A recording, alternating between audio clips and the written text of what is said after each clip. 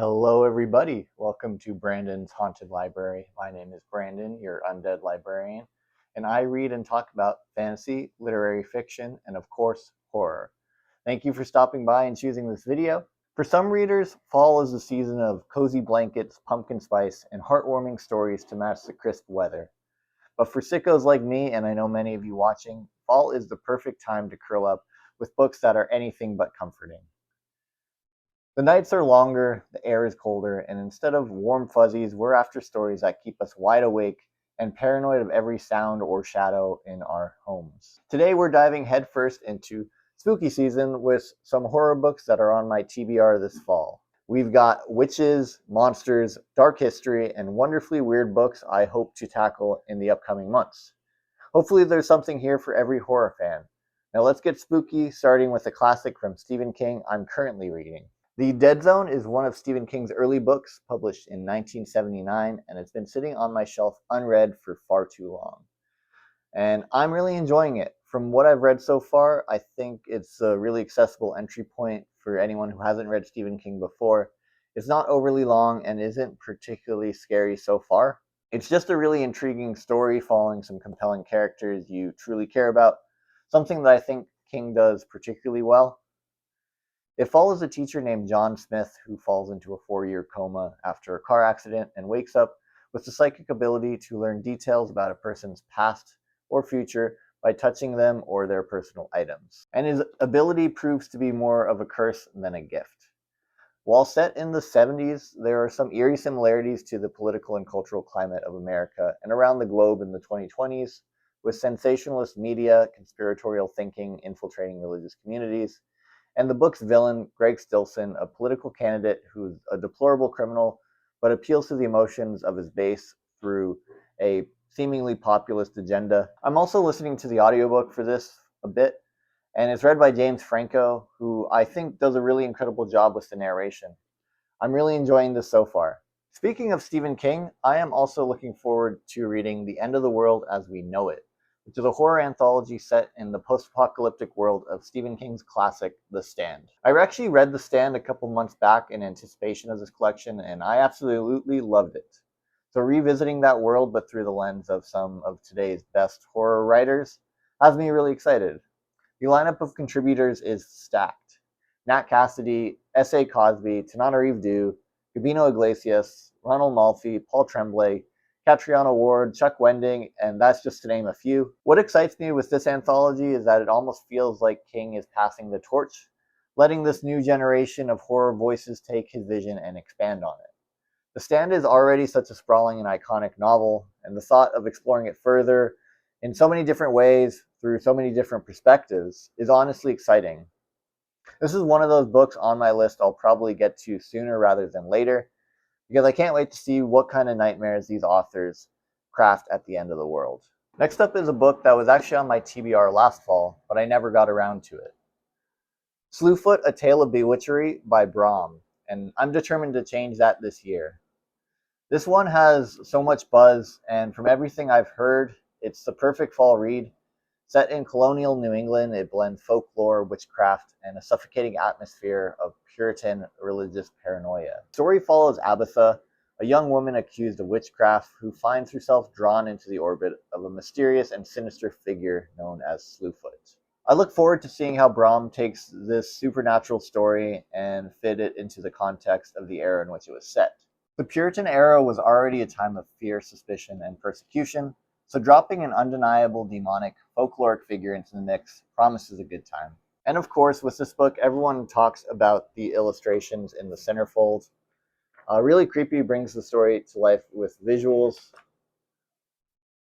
Beyond being a creepy witch tale, Slewfoot also promises to dig deeper into themes of feminism, power, and fear, which is exactly what I love in my horror, something deeper to chew on as I read. So yes, this one's been haunting my TBR for a year now, and I'm more than ready to finally dive in and see what all the fuss is about. Keeping with the witchy theme, the next book on my list is The Year of the Witching by Alexis Henderson. This one is similarly set in a puritanical town in colonial America, this time in a town of Bethel, where strict religious laws govern every part of life. Our story follows Emmanuelle, a young woman who is always been marked as an outsider because she is of mixed race. When she strays into the forbidden Darkwood, she encounters the ghosts of long-dead witches and discovers terrifying truths of her community's history. Similar to Slewfoot, it sounds like a perfect blend of gothic atmosphere and creeping dread that I look for in autumn months. Next on my TBR is Victorian Psycho by Virginia Faito, which I haven't heard a lot of people talk about, but those that have loved it. The premise here is irresistible to me. Winifred Naughty arrives at the Ensor house to take up her post as a proper Victorian governess. She tutors two children of the house, reads them bedtime stories, and makes quips about eating children. But the longer she stays at the estate, the harder it is for her to keep her horrid compulsions of her past in check.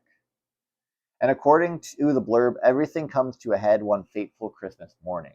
What draws me in is the mix of gothic atmosphere and comedy and the gorgeously macabre style promised in the blurb. It sounds like this is going to be a bit unhinged, making it perfect for my fall reading list. Next on my fall TBR is When the Wolf Comes Home, which is the most recent novel from Nat Cassidy. I've read and really enjoyed Cassidy's novella, Rest Stop. It made my top 5 horror reads of 2024, and I also really enjoyed Nestlings, so I'm a big fan of his work, and it seems like everybody online has been reading this book. With this, I'm hoping for the relentless tension and action that Cassidy delivered with Rest Stop. In When the Wolf Comes Home, Jess is a struggling actress who finds a scared child outside of her apartment and decides to help him. After a violent and bloody encounter with the boy's father, she and the boy find themselves running for their lives. As they attempt to evade the boy's increasingly desperate father, horrifying incidents of butchery follows them. At first, Jess thinks she understands what they're up against, but she's about to learn that there's much more to these surreal and grisly events than she could have ever imagined, and that when the wolf finally comes home, none will be spared. With long autumn nights ahead, this feels like the perfect story to get lost in, fast-paced, gruesome, and hard to put down. Next on my TBR is The Babysitter Lives by Stephen Graham Jones, which is what I would like to call the B-side of this cool 2-story flip book, with the main story being Killer on the Road, which I've already finished. Killer on the Road was pretty good and had an incredible villain. I'll talk more about this one in my next reading wrap-up, but if you follow my channel, you know that Jones is quickly becoming one of my favorite contemporary writers. I've had so much love for his slasher novels like My Heart is a Chainsaw, I was a teenage slasher, and his latest novel, The Buffalo Hunter Hunter, has been one of my favorites of the year so far. But The Babysitter Lives is a re-released story being packaged with the newly published Killer on the Road. The Babysitter Lives follows Charlotte, a high school senior who is babysitting the Wilbank twins on the night before Halloween.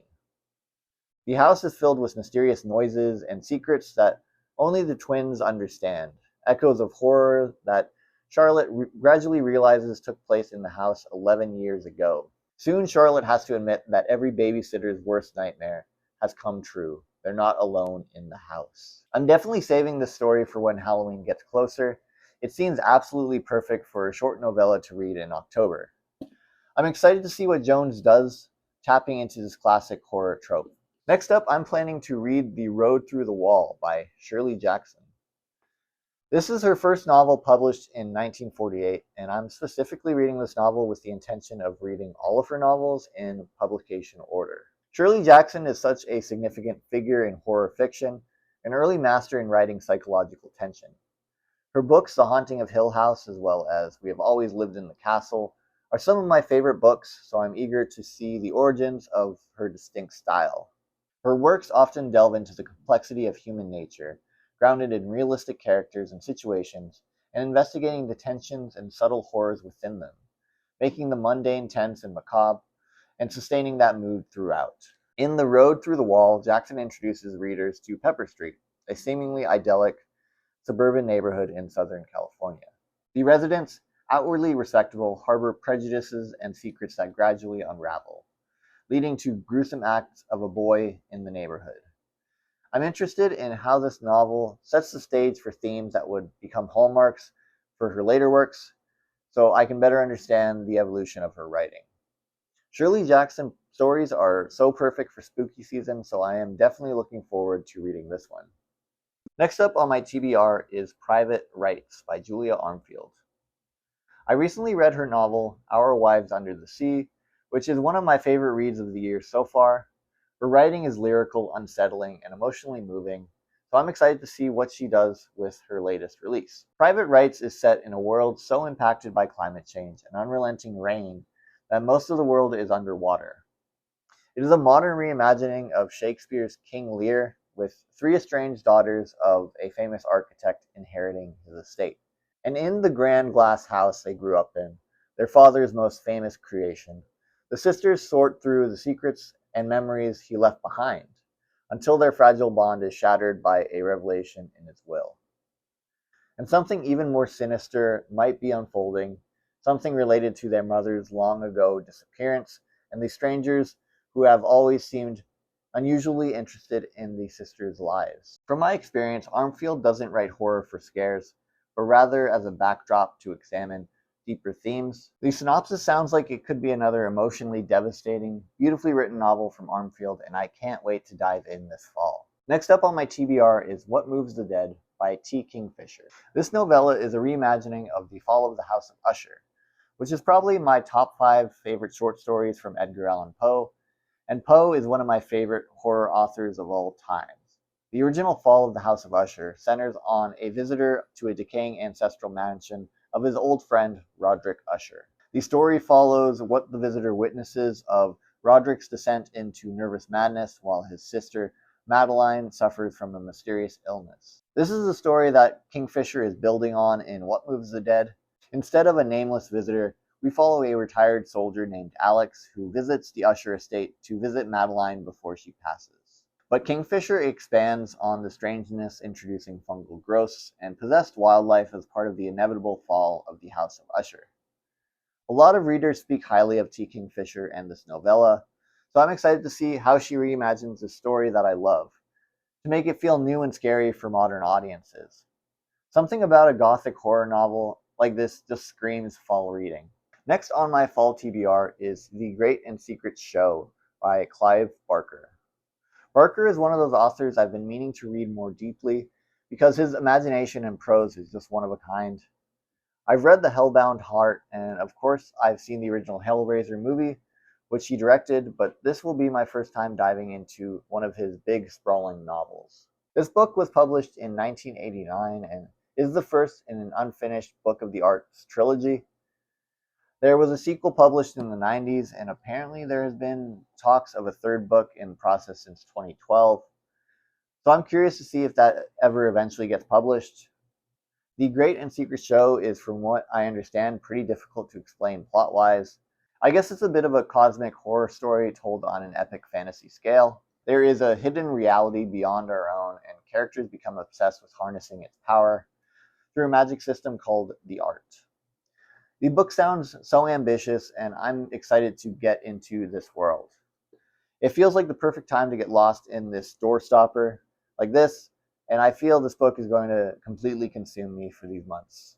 And the last book on my fall TBR is Between Two Fires by Christopher Buehlman. Earlier this year, I read his vampire novel, The Lesser Dead, and absolutely loved it. It was darkly funny and incredibly well written.